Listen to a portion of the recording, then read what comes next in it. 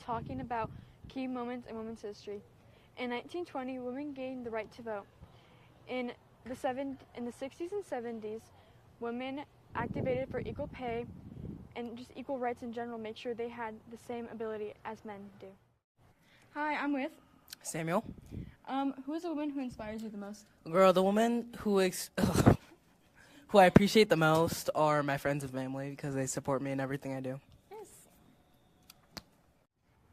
Hi, I'm here with Gracie. Who is a woman who inspires you the most? I'd say the woman who inspires me the most is Marilyn Monroe. Why? Because while a lot of people underestimated her intelligence, she was actually a very intelligent and hardworking person. And fun fact, she is one of, if not the most photographed people of all time, which is a crazy feat. Wow, that's a nice fact. Thank you, Gracie. Hi, I'm here with Catherine. Raina. Who is a woman that inspires you the most? I'd say Raina because she's just so athletic and so funny and so smart. I would say Catherine because she's a really good friend and a really good role model. Okay, thank you guys. Hi, I'm here with Annika. What is a woman that you look up to the most? I look up to my mom because without her I wouldn't be here, and she works really hard to provide for me. Yes, thank you. If you're interested in government, law, history, leadership skills, then you should join the Public Service CCP. So if you join the CCP, some jobs that you may be able to get is you could become a lawyer, you could work in a local government, you can become a psychologist, and many more. Some of the requirements for the CCP is both psychologies, sociology, and you versus the law. Another required is IB psychology. So for your capstone, it's gonna be IB Global Politics taught by Mr. Gallian. So some of the salaries in this career could range up to $85,000 to $210,000 a year. Man, I just wish I had someone to give a shout out to this week.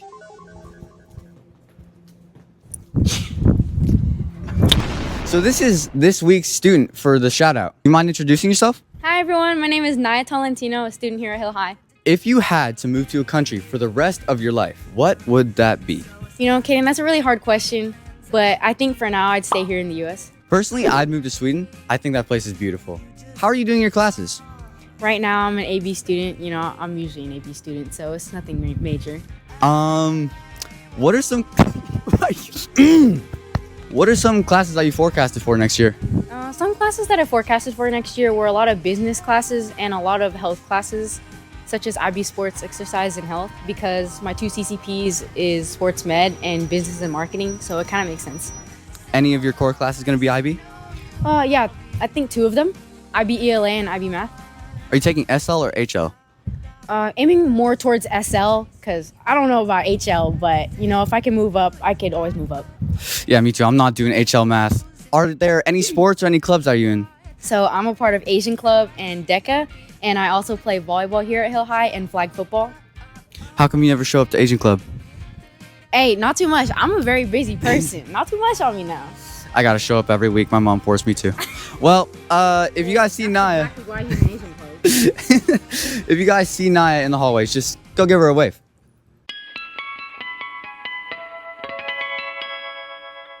Okay, first of all, what's your name and what classes do you teach?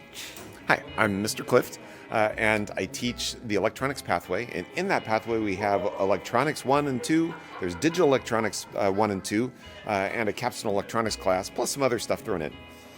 What type of people would you say would be interested in this class? You know, what I found is that people who like to build stuff with their hands, like to create things, see how things work, take them apart, put them back together again, are all kind of the starting ideas behind people who find these classes interesting. This pathway is all about using electricity and controlling it, telling it where to go, telling it what to do, turn things on and off, and with that you can build things that can kind of do what you want. So if you can think about how you want to solve a problem, maybe in electronics we can make it happen. Do you have like specific projects for people to do for like their senior project, or do people just pick whatever they want to do? So I have some ideas, but what works best in a senior project is having someone come in with an idea that they'd like to try. So I first ask them, what do you want to build? What do you want to try? What do you want to learn extra as a senior project? In an electronics pathway, there's lots of opportunities from building small control systems to learning how some extra tools work. We've even spent time building a go-kart, trying to do high voltage, learning high voltage safety, and learning how all those principles you learn about, the math behind them all turns into real world stuff. So we've had a good time. Okay, nice. Do you want to show us any cool projects? Cool projects. Well, I would turn here. This is an electrical control system. What's your background? Like, where'd you study?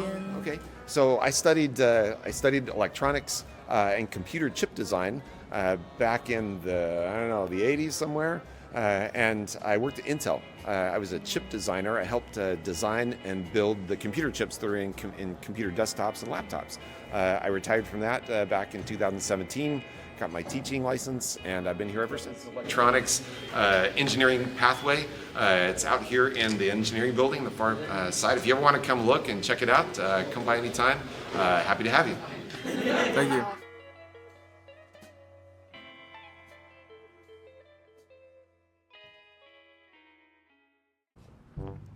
What's your name? Dima. Out of these 4 Sparties, which one do you think is the real one? I think it's probably this one. What the heck? I mean...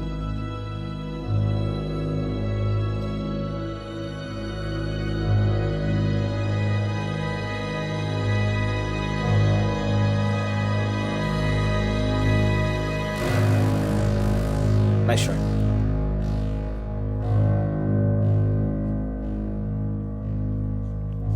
Oh, I think you made him mad.